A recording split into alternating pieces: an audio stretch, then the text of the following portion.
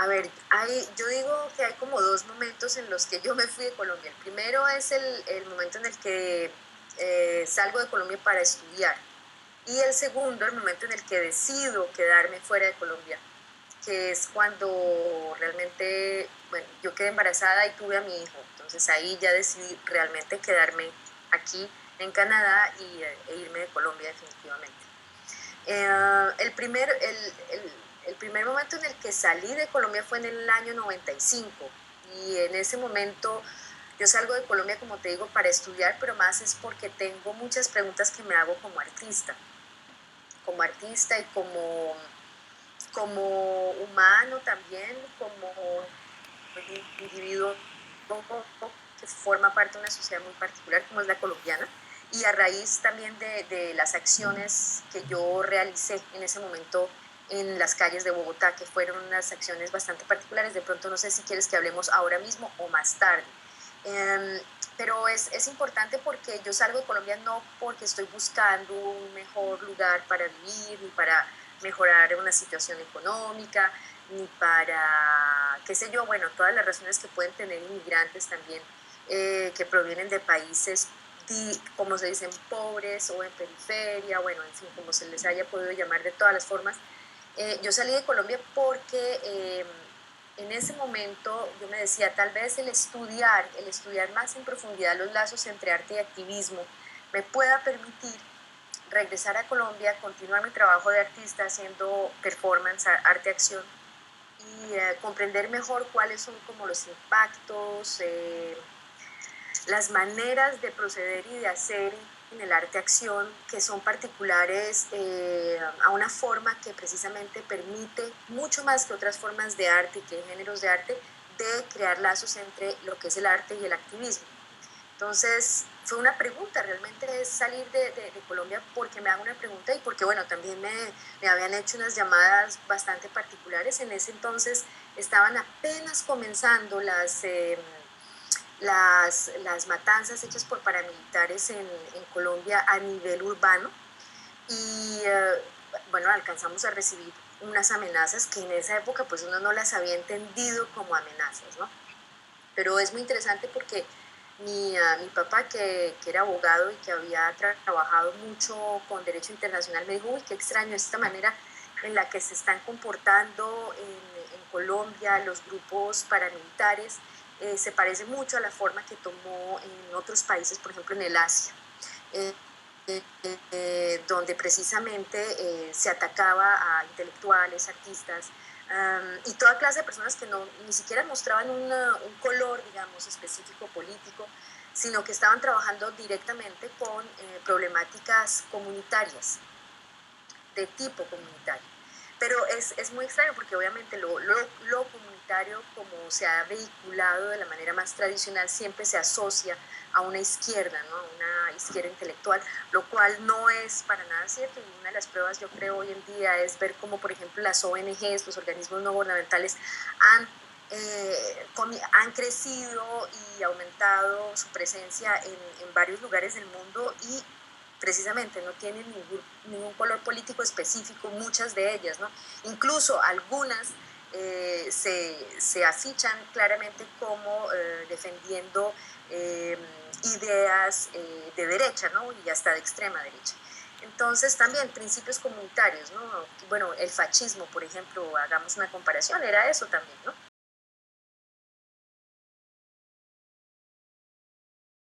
En el 90, digo, a partir del 93, a partir del 93 realmente comienza a crecer el paramilitarismo en Colombia de una manera así muy evidente y hacia el 94 comienzan a haber matanzas de grupos de personas, sobre todo la gente que vivía en la calle, personas entonces sin domicilio fijo, eh, tanto hombres como niños, después siguieron con prostitución, mujeres que se prostituían, travestis, en fin, eso fue todo fue bien específico. Yo creo que si ustedes miraran del lado tal vez de lo que se ha hecho el análisis político en Colombia sobre el paramilitarismo, sería muy interesante ver cómo funcionan los dos al mismo tiempo, quiero decir, los dos, el cambio económico que vive Colombia en ese momento, que es un cambio muy fuerte, estamos viendo una crisis económica súper violenta y que se acompaña entonces de una entrada de grupos políticos también específicos, por ejemplo, políticos que se dicen independientes, etcétera, ¿no? Entonces esta multiplicación también de actores políticos y de actores económicos que permiten que precisamente esa entrada del paramilitarismo pueda ser muy evidente. En esa época habían matado a los grupos de niños que vivían en la calle, que dormían todos en parches debajo de los puentes de la calle 26. Llaman esto las jornadas de limpieza. Entonces, esas jornadas de limpieza continuaron con las personas que trabajaban en el centro de Bogotá, sobre la carrera 13, todo este espacio de prostitución, que continúa incluso después de la calle 19, ¿no? Entre la 19 y la calle 13, también todo esto entre la carrera 13 y la carrera 15. Y era muy evidente porque en la calle los niños desaparecieron de un día al otro, siendo que precisamente eran niños que se bañaban en la glorieta, ¿sabes? En este espacio de la Fuente de la Rebeca, ¿no? Por ejemplo, y yo vivía en el centro de Bogotá en ese tiempo y de pronto los niños desaparecieron, los grupos de niños desaparecieron. Uno pues podía identificar porque cotidianamente ese era el espacio que ellos ocupaban. Entonces, a partir de esas matanzas, yo precisamente lo que hice fue reunir a mucha gente, reunir a artistas, reunir a mujeres prostituidas, reunir a hasta madres de la caridad, de estas hermanas que trabajaban también dándole apoyo a nivel de salud a las mujeres prostituidas, defensores de derechos humanos, mucha gente que de manera totalmente informal ayudaba a toda esta gente. Y nos reunimos para hacer las jornadas de limpieza, pero lo que hicimos fue un poco como intervertir el sentido, ¿no?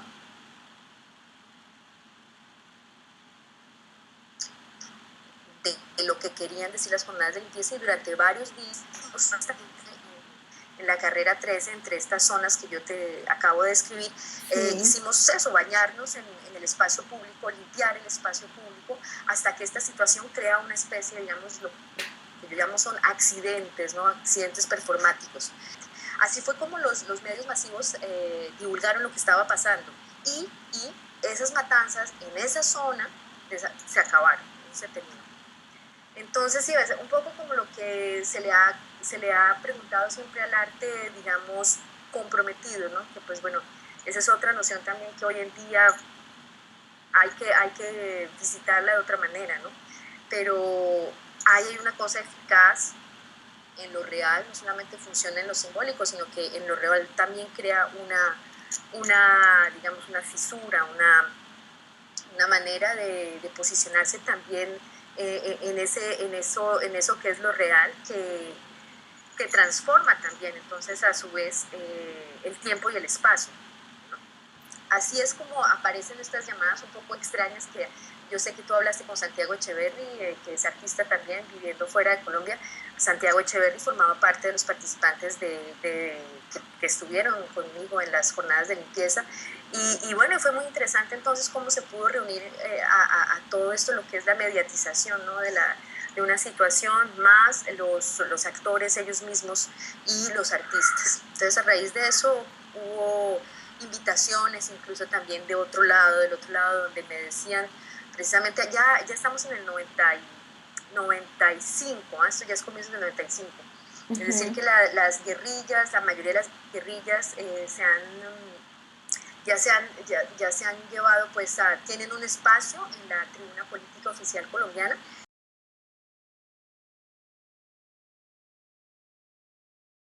Después de eso yo terminé mi maestría, yo regresé a Colombia, estuve en Colombia 6 meses en Bogotá, y el Ministerio de Educación del Quebec me envió una carta diciéndome que como yo había sacado excelencia académica de la maestría, pues me ofrecían presentarme un concurso para una beca de doctorado. De una beca de doctorado, pero completísimo, o sea, era una cosa así como completísima. Y pues eso se lo ofrecían a muy pocas personas, porque eso eran unos concursos muy complicados. En esa época eso no había casi nada, o sea, en esa época no había ni una sola beca que se le ofreciera realmente como a los colombianos sin tener que pasar por, sea por alianzas que tenías de grupos ya metidos en la política colombiana, que te ayudaban y apoyaban, por no nombrar los roscas, pero que son eso. Entonces era muy difícil para la gente que no pertenecía, digamos, a un grupo, a una élite, poder tener acceso a ese tipo de becas. Yo vengo de la clase media colombiana, pues, clase media colombiana típica. Entonces para nosotros en esa época era muy difícil, ¿sí me entiendes? Tratar de encontrar un apoyo de becas. Lo que me parece interesante es que durante esos 2 años que yo estuve en Quebec, en la ciudad de Quebec, estudiando, en la ciudad de Quebec hay un grupo, un centro de artistas, porque aquí las galerías, pues hay galerías comerciales obviamente, pero hay muy pocas. Lo que hay más son esos espacios que llaman los centros de artistas, que son centros autogestionados, que hoy en día obviamente pues están siendo apoyados por el gobierno, también reciben entonces ayuda económica, financiera del gobierno provincial y federal, pero que pues son espacios casi que digamos autónomos en el sentido en que la dirección que pueden tener es muy variable, es mucho más abierta, no hay curador específico, es decir, no hay una sola autoridad que detiene el poder, ¿sí?, de la selección o de la divulgación del arte. Entonces eso es muy interesante porque eso también multiplica, ¿no? Son muchas más personas las que intervienen en estos procesos de divulgación y de apoyo al arte también. Entonces, te estaba contando, en Quebec hay un grupo muy interesante que se llama Le Lieu. Le Lieu es digamos, el lugar así casi mítico en el que desde los años 70 se ha apoyado al arte acción y donde se ha hecho, ahí hay una casa de edición, hay producción de un festival de performance que es uno de los más famosos, yo creo que es el más viejo que existe en el mundo, el RIAP, R-I-A-P, que es como Encuentro Internacional de Arte de Performance, y que se hace entonces a cada 2 años. Entonces, al conocer a toda esta gente, encontré también todo un medio, ¿sí?, que era muy interesante, que era un medio que precisamente ya había construido toda una red a nivel internacional pues, que se basaba en el arte-acción y como todos sus derivados, ¿no? También la producción en publicación era muy interesante, muy prolífica y para mí fue un lugar estimulante, mucho más estimulante que la universidad misma. Fue este lugar, ¿sí?, de encuentro con todos estos artistas que vienen del mundo entero y que comparten sus experiencias también de la creación artística y del cómo moverse también en el medio y el sistema del arte y de sus países mismos, ¿no? Entonces, eso para mí, ese encuentro fue muy, muy importante y cuando me ofrece entonces esta posibilidad, bueno, de presentarme al concurso, porque pues no quería decir que me daban la beca, sino que me tenía que presentar, pues yo digo, claro, interesante. Lo que pasa en ese momento es que finalmente el arte le gana al activismo, ¿sí? Y esa es una de las conclusiones más importantes para mi trabajo, ¿no? Una vez leyendo a Gabriel García Márquez, él dice que antes de hacer literatura comprometida, para él lo más importante es escribir bien. Y creo que pues para mí ese fue el momento también en el que, digamos, yo comprendí, para mí lo que más toma, digamos, el lugar que va a tomar más importante en estas dos cosas, entre el arte y el activismo, va a ser el arte. Y claro, entonces si me ofrecen un doctorado para seguir trabajando con todo esto, pues vamos a ver qué pasa. Y así fue, me gané entonces esta beca y estudié entonces en Montreal un doctorado, que es un doctorado es como estudios culturales, haz de cuenta, estudios culturales y arte. Entonces permitían que la gente que hacía, o sea, artistas que tenían una práctica ya muy desarrollada, pudieran también trabajar la teoría desde los estudios culturales. Entonces ese es un poco el camino que hice yo en el doctorado. Y bueno, y después de haciendo eso me ofrecieron trabajo y todo fue saliendo así. Entonces ya comencé a dictar clases en la Universidad Pública del Quebec, donde desarrollé todo el programa de performance, fui yo quien lo desarrolló. Y a partir de eso, pues bueno, siguió saliendo cosas. Pero en medio de todo esto, lo que te quiero contar de María Alejandra es que yo no paré de tener lazos con Latinoamérica o con Colombia. Entonces, para mí era importante continuar, ¿no? Ese trabajo, digamos, vivir de alguna manera como entre el interculturalismo, para crear intercambios, para ver qué es lo que está pasando en otros lugares que, digamos, están cerca de mi cultura de base, mi cultura de origen, pero también ver qué pasa con estos lugares que precisamente observan, ¿no? lo que puede estar pasando en otras partes. Entonces, para mí siempre fue muy importante eso, y yo mantengo todo el tiempo el lazo con Colombia o con otros países de Latinoamérica. Tanto que creamos un colectivo que se llama We Are Not Speedy González. Somos varios artistas latinoamericanos que trabajamos juntos y con quienes hemos hecho pues intercambios, también mucho arte-acción. Y bueno, como para que te imagines un poco, ¿no? La idea de cómo cambiar también o cómo transformar esa imagen de lo que es el latinoamericano viviendo en Norteamérica, ¿no?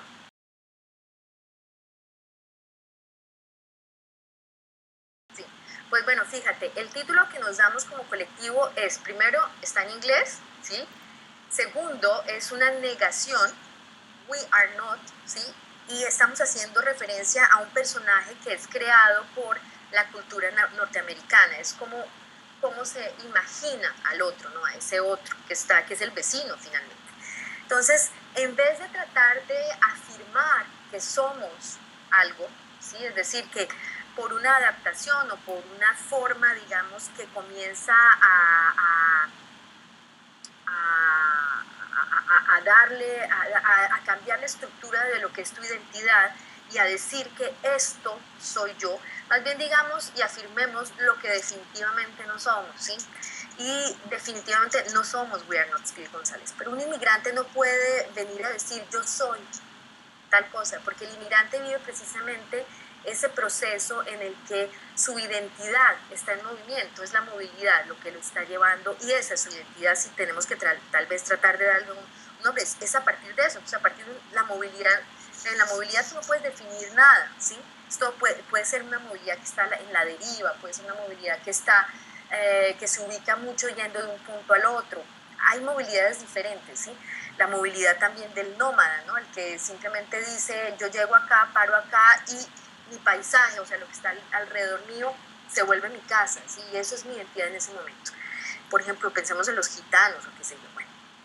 Entonces, es eso, es más bien afirmar lo que no soy. Y definitivamente no soy tal estereotipo, no correspondo a tal estereotipo. Entonces, yo puedo decir que esa sería como la manera de tratar de, no de adaptarse, porque es que yo creo que si uno trata de adaptarse a, ¿sí? Lo que está en el contexto, eso que puede estar dentro de uno y que finalmente no se puede nombrar, porque es precisamente la vida misma que está en movimiento. Si uno trata de pararla y definirla, es decir, entonces de adaptarse, ¿sí? Pues muchas de esas cosas que están ahí, que no se dijeron, que son internas, que son interiores, que no se pudieron expresar, pues tú simplemente las arrasas, ¿no? O sea, se terminan, ¿sí? Claro. Las estás matando. Entonces yo nunca he creído en ese proceso de lo que es la adaptación, porque pues la adaptación es para mí la muerte de una forma de vida, ¿sí? Para poder precisamente entonces dejar que esa otra forma de vida que le da la adaptación pues aparezca, ¿no? Y siga ahí. Entonces yo creo que más bien, bueno, piensa por ejemplo en estas plantas que son parásitos, ¿no? Uno funciona entonces como un parásito casi. Esas plantas parásitos que, bueno, tratan de adaptarse precisamente, se le pegan a un elemento que tiene más fuerza que ellas, biológicamente hablando, y ahí viven, ¿no? Y subsisten viviendo del otro. Entonces yo nunca he creído en esa forma porque también me parece que es una manera muy, yo no sé cómo decirlo, para mí falta de ética, es como tratar de sacar provecho del otro. Y pues esa no es la manera en la que yo quiero trabajar desde este lugar, que para mí es un lugar que más bien me adopta, ¿sí? Uh-huh. Y es un lugar que junto con su población y con sus leyes y sus reglas y lo que tú quieras y sus pros y sus contras, está recibiendo o a mí me ha recibido, digamos, con mucho amor. Ok. Y obviamente yo soy consciente de que es un caso, mi caso es un caso particular, ¿no? Yo creo que por el hecho de precisamente mirarme y mirar a los otros, a aquellos que me reciben, de manera respetuosa y de manera también a defender lo que soy, hace que tal vez me permitan, ¿cierto?, ocupar espacios que no les permiten a otros. Entonces yo creo que eso es clave en mi proceso de inmigración. Sí. Eso ha sido clave. Y no creo que sea una cosa que se pueda vivir todos los días, porque yo creo que mi espacio, finalmente, mi espacio de expresión es a partir de la cultura, y la cultura permite precisamente formas muy alternativas, ¿no? De mirar al otro, de acercársele al otro, de estar con el otro y de ser con el otro. Entonces yo he trabajado mucho de esa manera, que es un proceso no de, incluso no es ya ni intercultural, es lo transcultural, ¿no? Lo que me interesa a mí. Pero eso es un trabajo grande que se hace y se vive todos los días. Y es casi como asumir que uno es un inmigrante y no va a dejar de ser y actuar desde donde se le permite, sin pretender Exacto, empezar a ser lo que no se es. exactamente. Ok, Eso es muy claro, lo que tú acabas de decir es una cosa muy importante, es que finalmente, pero eso es un principio de arte-acción, ¿sabes? Eso es un principio de performance, es que una persona que trabaja en performance tiene que trabajar con el espacio en el que está claro. y el momento en el que sucede la cosa. Entonces, claro, eso es una base muy importante y que tiene mucho que ver con la forma de arte que yo hago, sí, tienes razón.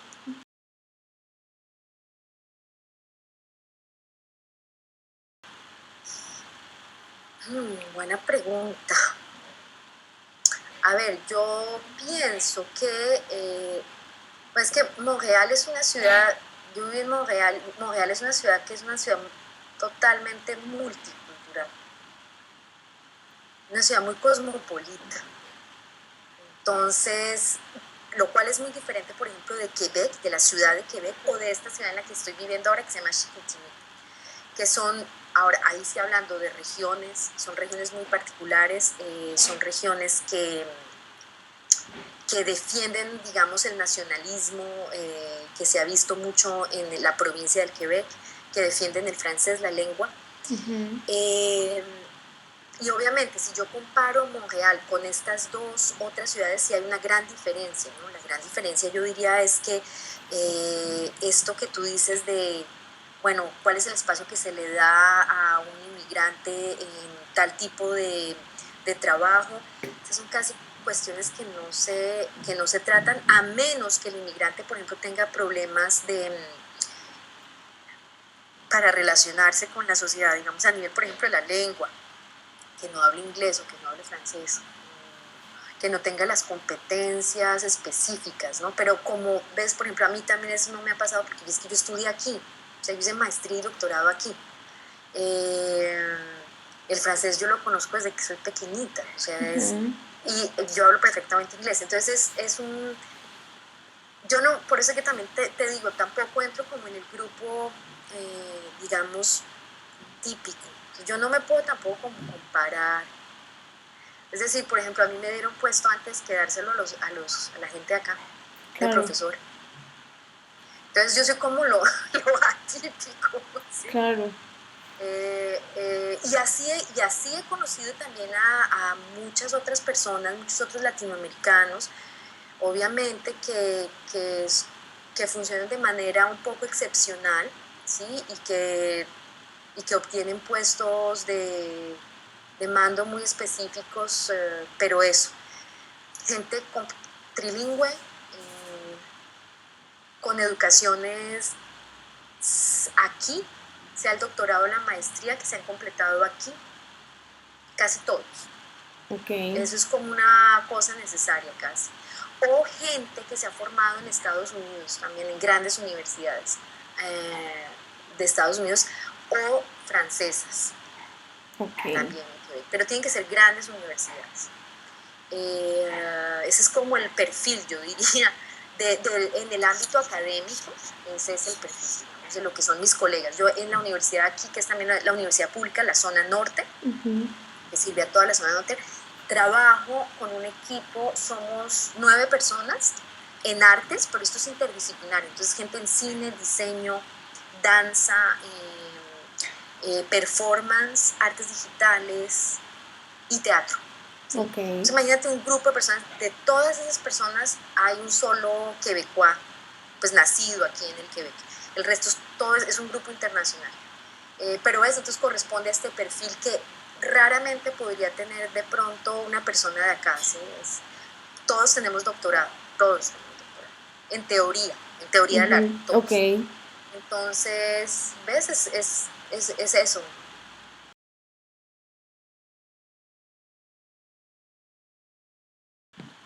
Uy, sí, buena pregunta. Hace como 3 años me ofrecieron ir a trabajar a Colombia en la universidad, pero yo ya había tenido a mi hijo. Y fíjate, eso es una gran diferencia. Así como mi hijo me permitió también tomar una decisión, saber, bueno, me quedo aquí, es también la razón por la que yo dije, no, yo no me puedo ir a trabajar allá. Es que hay una cosa, ¿ves? Estamos hablando de sentirse también de adaptación, de la diferencia, de todos estos procesos en los que nos vemos como también pueden ser los intrusos, ¿cierto? A veces cuando yo voy a Colombia y estoy entre artistas o me muevo en el medio académico también, siento que la intrusa soy yo, porque es que yo ya no soy colombiana tampoco, ¿sí? Entonces, eso es una cosa muy particular en estos procesos de migración en los que precisamente como que uno dice, el caminado me cambió. Claro. Y los otros se dan cuenta de que el caminado le cambió. No, y, pues obvio. claro, entonces es un poquito difícil. Yo pienso en una cosa, me acuerdo mucho una vez de estar caminando precisamente por la ciudad, estaba haciendo un frío terrible, así esos que hacen en enero y febrero. Y yo decía, uy, este frío tan terrible, ¿será que uno va a seguir aguantando esta cosa, este frío a cada año? Y además es que es un invierno muy largo, no es que sea tan, o sea, es frío, pero es que es muy largo, ¿sí? Ok. Y decía, pues esta cosa es una complicada. Claro, esto es una violencia, ¿sí? Que es de otro tipo. La violencia del invierno acá es una vaina realmente muy jodida. Y yo me puse a comparar y dije, pero ¿yo qué prefiero? Prefiero esta violencia, vivir esta violencia para mi hijo, ¿sí? Con él, vivirla con él, o irme a vivir la violencia que están viviendo en Colombia. Y Sí. ese día, así, comparando las dos violencias, así dije, no más. ¿Sí? Claro.